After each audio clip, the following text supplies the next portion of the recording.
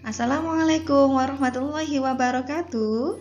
Hai Sobat Hebat Masa Serba, kembali lagi kita bertemu di kanal YouTube MTS Surya Buana bersama saya Ibu Emi. Baik anak-anak, sebelum memulai materi kita pada pagi hari ini, mari kita berdoa bersama-sama. Bismillahirrahmanirrahim. Raditu billahi robba wa bil islami dina wa bi Muhammadin nabiyya wa rasula. Rabbi zidni ilma warzuqni fahma waj'alni min ibadika sholihin. Baik, hari ini Ibu akan membahas mengenai kisi-kisi penilaian akhir semester PAS Gasal 2020-2021, di mana nanti video ini bisa dipakai sebagai pedoman untuk kalian belajar saat menghadapi PAS ya anak-anak ya. Nah, untuk bab yang pertama yaitu besaran satuan dan pengukuran, di mana indikator soal yang akan keluar pada bab ini yaitu setelah diberikan stimulus, siswa dapat menjelaskan langkah metode ilmiah dan penyelidikan IPA. Masih ingat mengenai metode ilmiah? Metode ilmiah ini ada beberapa langkah anak-anak. Nah, di sini Ibu tampilkan langkah-langkah metode ilmiah meliputi yang pertama yaitu merumuskan masalah. Kemudian yang kedua mengumpulkan data dan keterangan. Yang ketiga yaitu menyusun dugaan sementara atau hipotesis. Kemudian keempat yaitu eksperimen untuk membuktikan hipotesis tersebut. Lalu yang kelima yaitu mengumpulkan data hasil penelitian. Yang keenam mengolah dan menganalisis data. Yang ketujuh membuat kesimpulan, dan yang kedelapan yaitu mempublikasikan hasil penelitian. Nah, selain itu indikator berikutnya yaitu berdasarkan data kelompok besaran fisika, siswa dapat menyebutkan kelompok besaran pokok beserta alat ukurnya. Selain itu, diharapkan pula siswa dapat mengidentifikasi besaran turunan dan satuannya dalam sistem internasional. Nah, contohnya seperti ini anak-anak. Ibu tampilkan gambar, ada data besaran pokok dan besaran turunan. Ingat, besaran pokok itu hanya ada 7, yaitu meliputi panjang, massa, waktu, suhu, kuat arus, intensitas cahaya, dan jumlah zat. Sedangkan besaran turunan meliputi selain dari ketujuh besaran pokok ini. Kalau di sana yaitu ada contohnya kecepatan, kemudian ada gaya, ada tekanan, kemudian ada percepatan dan lain-lain. Baik, selanjutnya yaitu indikator berikutnya berdasarkan gambar, siswa dapat menjelaskan kelompok besaran fisika dan besaran bukan fisika. Lalu diharapkan pula siswa dapat menjelaskan satuan baku. Contohnya di sini Ibu tampilkan tabel besaran fisika. Contohnya yaitu besaran fisika itu apa sih? Besaran fisika itu besaran yang diperoleh dari pengukuran anak-anak. Contohnya yaitu panjang. Panjang benda itu diukur dengan menggunakan mistar. Nah, contohnya besaran fisika itu panjang. Lalu massa benda diukur dengan menggunakan neraca. Atau waktu diukur dengan stopwatch, atau suhu benda diukur dengan termometer. Nah, kemudian yang bukan termasuk besaran fisika, nah besaran ini diperoleh dari perhitungan atau tidak perlu alat ukur atau pengukuran. Contohnya apa? Contohnya misalkan jumlah barang, banyaknya barang, umurnya benda, warnanya benda. Nah, ini masuk ke dalam kategori bukan besaran fisika. Indikator selanjutnya yaitu berdasarkan gambar pengukuran dengan gelas ukur, siswa dapat mengidentifikasi volume benda tidak beraturan. Contohnya seperti apa? Nah, disajikan gelas ukur seperti ini anak-anak sehingga kita bisa mengukur volume dari batu. Gelas ukur sebelum dimasukkan batu menunjukkan volumenya 150 ml seperti gambar. Kemudian setelah dimasukkan batu, volumenya naik jadi 200. Maka volume batu itu adalah selisih dari gelas ukur yang terakhir dikurangi gelas ukur yang kedua, yaitu 200 ml dikurangi 100 ml. Maka kita dapat simpulkan bahwa volume batu yaitu 50 ml anak-anak. Ya. Selain itu, selain dapat mengukur volume benda yang tidak beraturan, siswa juga dapat mengidentifikasi volume benda yang beraturan. Kalau volume benda yang beraturan jelas, misal ya, contohnya ada balok itu, dia diketahui panjang, lebar, dan tingginya. Nah, itu udah pasti. Maka cara mengukur volumenya kita bisa menggunakan rumusan matematika, yaitu volume balok sama dengan panjang kali lebar kali tinggi. Selanjutnya, berdasarkan gambar alat ukur massa, siswa dapat mengidentifikasi massa benda. Nah, contohnya ini ada neraca dua lengan anak-anak, di mana neraca ini kedudukannya tidak seimbang karena antara sisi kanan dan kiri mempunyai massa yang berbeda, sehingga lebih condong berat ke arah yang sisi kiri, yaitu 1,05 kilo. Nah, seperti itu. Baik, indikator berikutnya yaitu berdasarkan gambar pengukuran menggunakan jangka sorong, siswa dapat membaca skala jangka sorong. Contohnya ini anak-anak, di sini ada hasil pengukuran sekrup dengan jangka sorong, di mana skala utama yaitu terbaca 2,4 cm, sedangkan skala nonius terbaca yaitu angka 7 anak-anak. Angka 7 ini nanti dikalikan dengan ketelitian dari jangka sorong yaitu sebesar 0,1 mm. 0,1 mm ini dikalikan 7 hasilnya 0,7. Lalu karena satuannya masih milimeter, kita ubah menjadi satuan senti, jadi 0,07 cm. Sehingga hasil akhir perhitungannya, pembacaan skalanya kita tinggal jumlahkan. Skala utama ditambah skala nonius, yaitu 2,4 cm ditambah 0,07 cm. Hasilnya 2,47 cm. Kemudian indikator berikutnya yaitu berdasarkan gambar pengukuran menggunakan mikrometer sekrup, siswa dapat membaca skala mikrometer sekrup. Contohnya seperti ini anak-anak.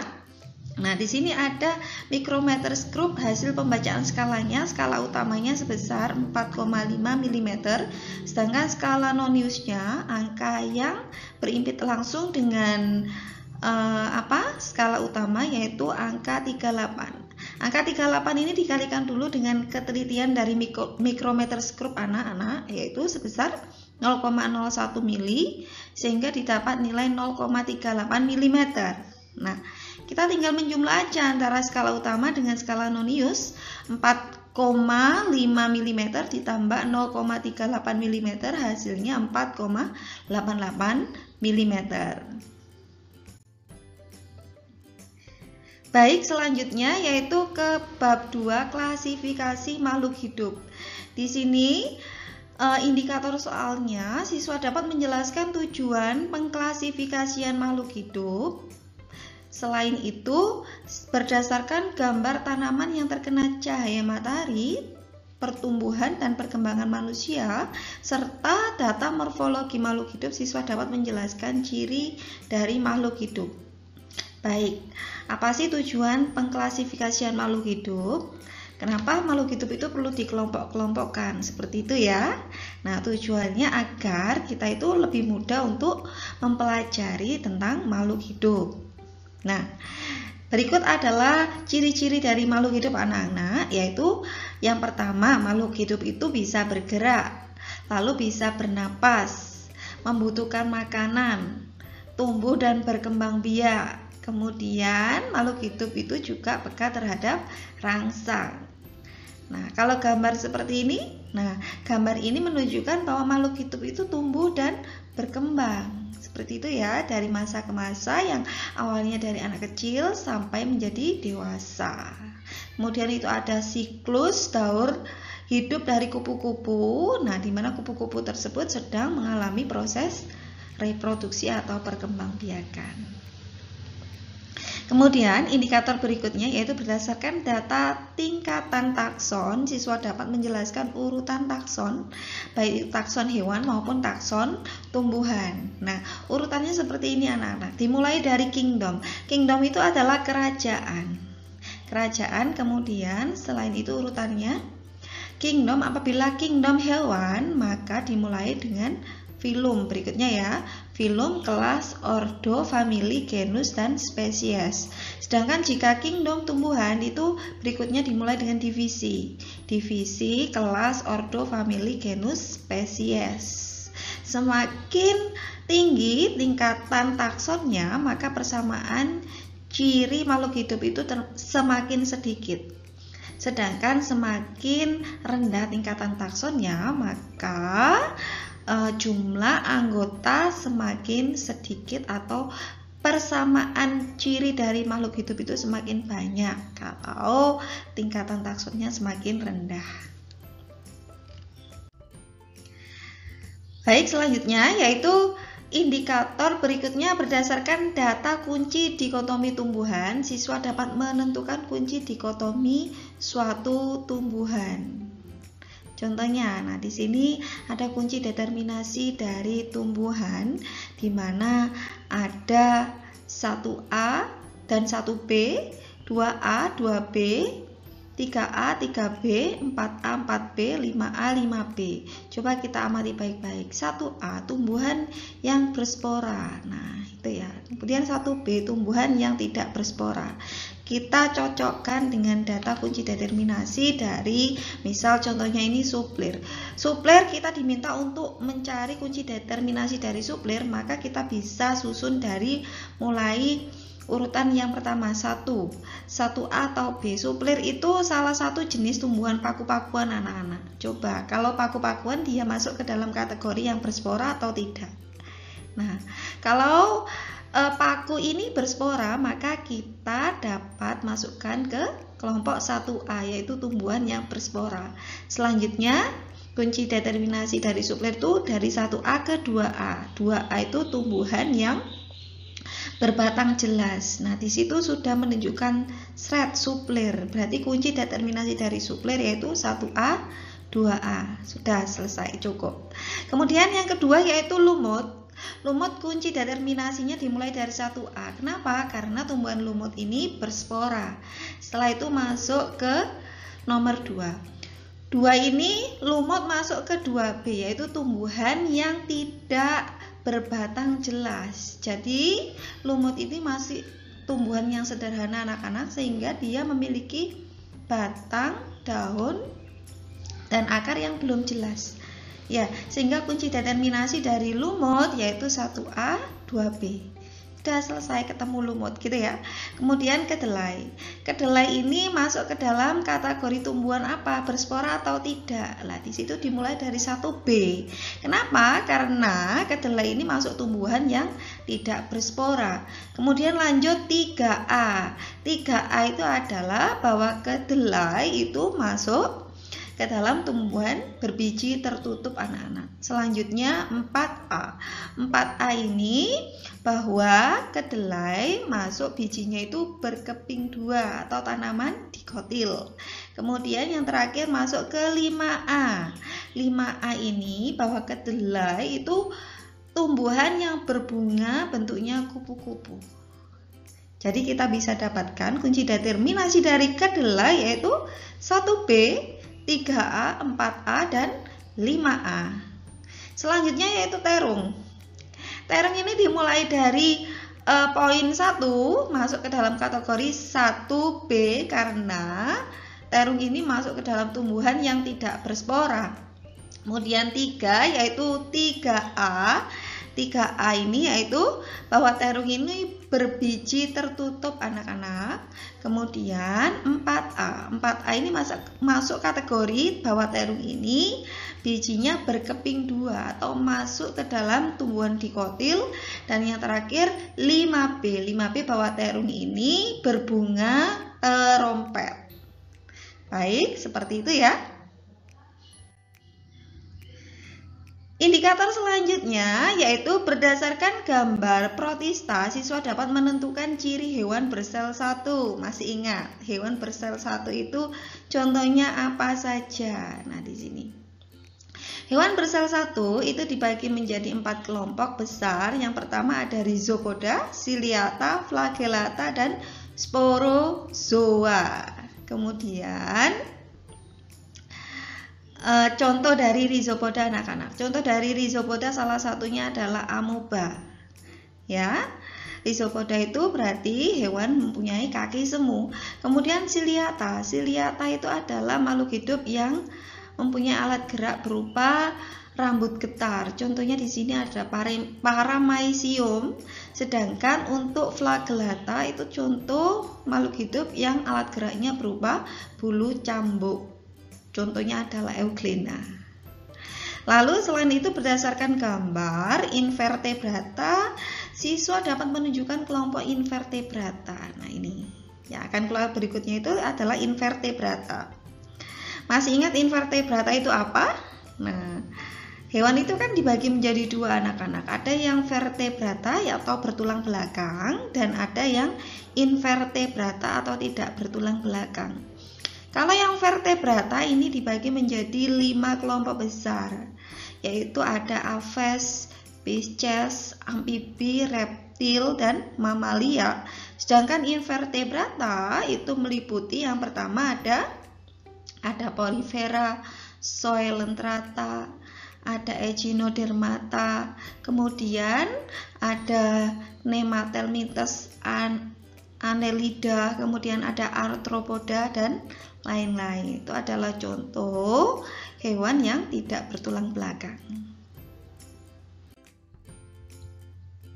Kemudian menginjak materi berikutnya yaitu bab suhu dan pemuaian. Nah, ini siswa dapat menjelaskan jenis termometer. Coba, masih ingat jenis termometer itu apa aja? Berdasarkan zat pengisi termometer, zat cair pengisi termometer, ini ada 2 anak-anak, yaitu ada air raksa dan alkohol. Nah, keuntungan dari air raksa itu apa aja? Nah, air raksa ini mempunyai beberapa keuntungan. Yang pertama yaitu keuntungannya pemuaiannya itu teratur. Dan air raksa ini tidak membasahi dinding kaca. Sedangkan kalau alkohol, keuntungannya itu apa? Harganya itu lebih murah.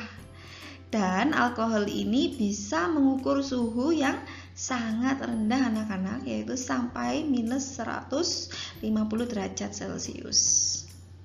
Baik, selanjutnya berdasarkan gambar termometer, siswa dapat mengkonversi skala termometer. Ibu beri contoh ya.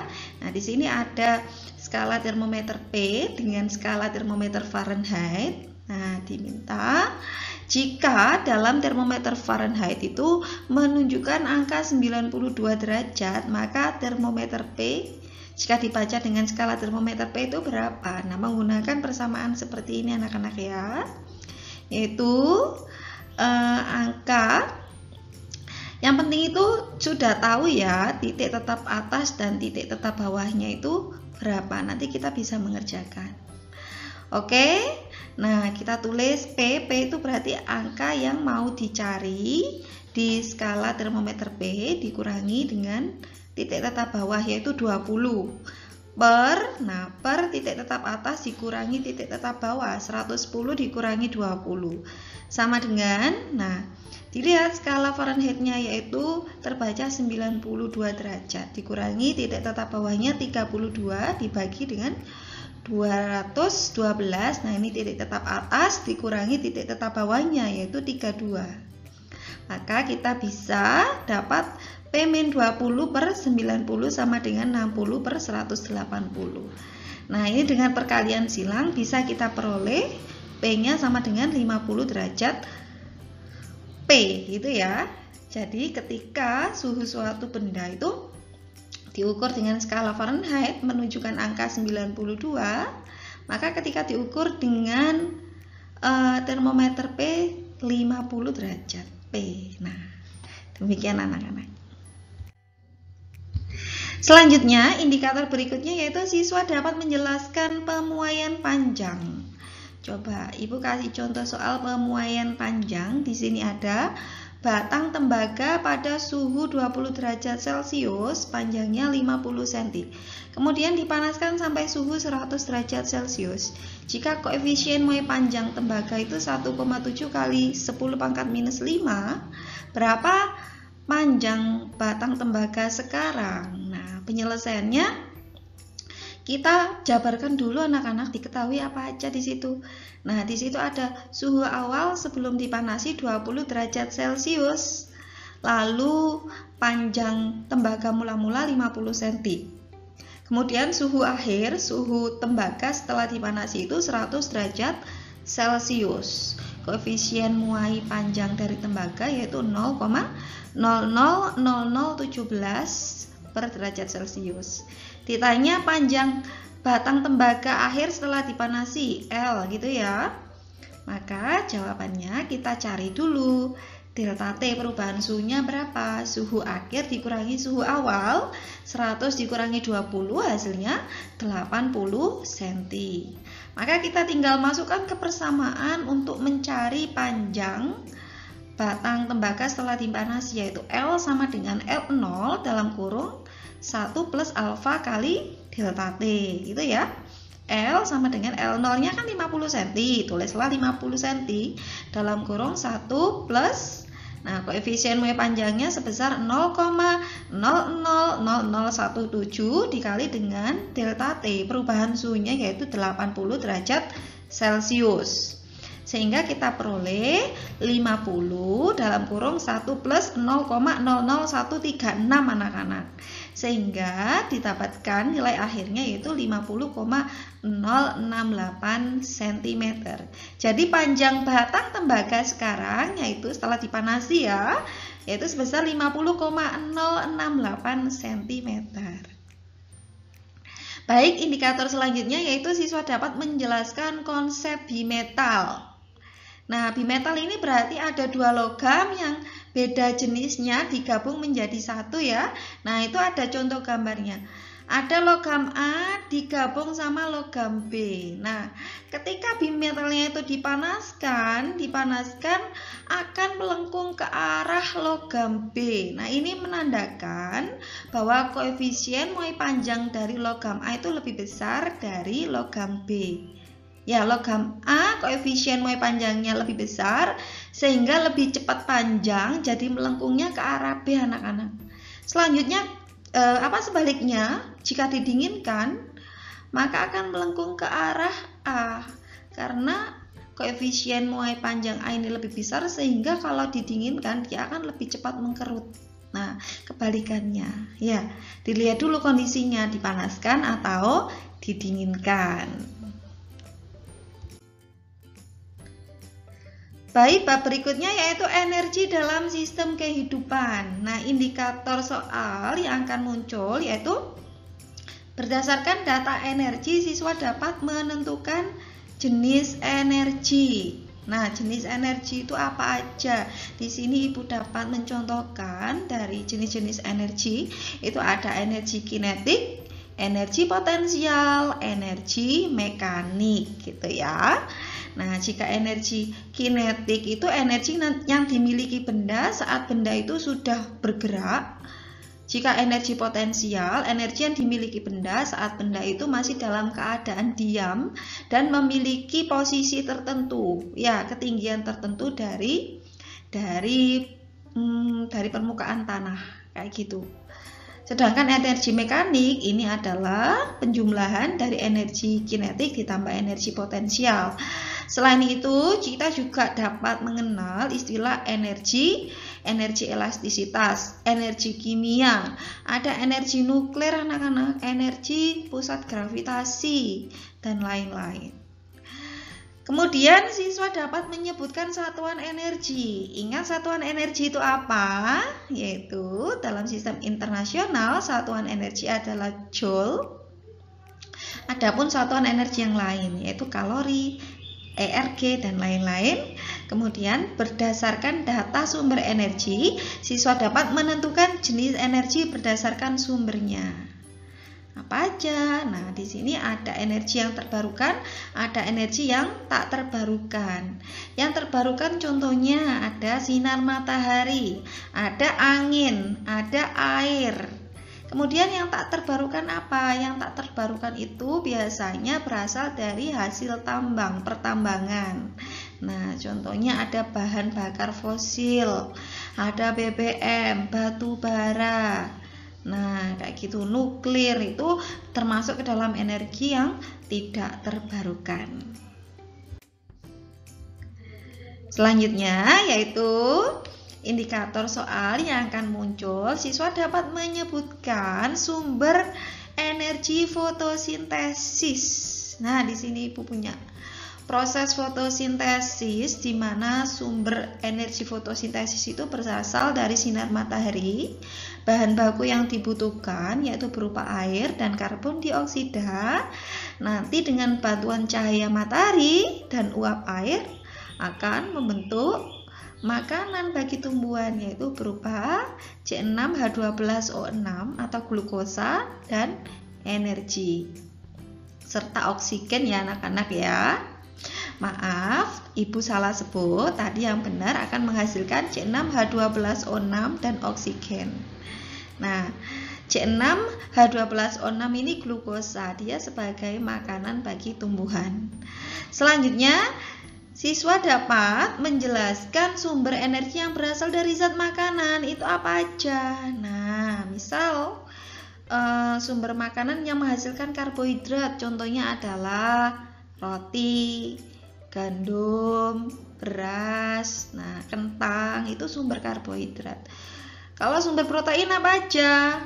Ada ikan, telur, ya, kacang-kacangan. Kemudian sumber lemak. Nah, sumber lemak ini bisa dari kelapa, bisa dari ikan juga, bisa sebagai sumber lemak dan lain-lain. Kemudian indikator berikutnya, setelah diberikan stimulus, siswa dapat menentukan urutan perubahan energi. Nah, di sini Ibu mempunyai beberapa contoh perubahan energi. Dari energi kimia menjadi energi gerak. Contohnya, kita memakan zat makanan. Nah, kemudian setelah itu tubuh kita menjadi berenergi nih. Nah, zat makanan itu masuk contoh energi kimia ya. Kita menggunakan untuk naik sepeda. Nah, itu contoh dari energi kimia berubah menjadi energi gerak. Atau energi cahaya berubah menjadi energi kimia. Contohnya yaitu proses fotosintesis tadi yang barusan Ibu jelaskan tadi. Ya, bahwa dengan bantuan sinar matahari nanti bisa menghasilkan C6H12O6, yaitu zat kimia berupa gula, zat makanan ya. Atau dari energi kimia berubah menjadi energi gerak, contohnya bahan bakar premium ya, dimasukkan ke dalam mobil jadi gerak mobilnya. Nah, itu contoh dari perubahan energi kimia menjadi energi gerak. Selanjutnya, perubahan energi listrik menjadi energi panas. Contohnya misalnya kompor listrik anak-anak. Ya, dari energi listrik kemudian ini disalurkan ke kompor jadi panas. Atau oven listrik atau setrika listrik, banyak ya. Baik, demikian penjelasan dari Ibu. Terima kasih atas perhatiannya. Semoga pas semester Gasal tahun 2020-2021 yang kalian jalani ini sukses anak-anak ya. Dan semuanya mendapatkan nilai yang memuaskan. Amin. Allahumma amin. Sebelum Ibu tutup pertemuan kita kali ini, mari kita membaca bersama-sama surat Al-Asr dan doa kafaratul majelis. Bismillahirrahmanirrahim. Wal asri innal insana lafi husrin illa alladzina amanu wa amilus solihati wa tawasaw bil haqqi wa tawasaw bis sabr. Subhanakallahumma wa bihamdik asyhadu an la ilaha illa anta astaghfiruka wa atubu ilaik. Wassalamualaikum warahmatullahi wabarakatuh.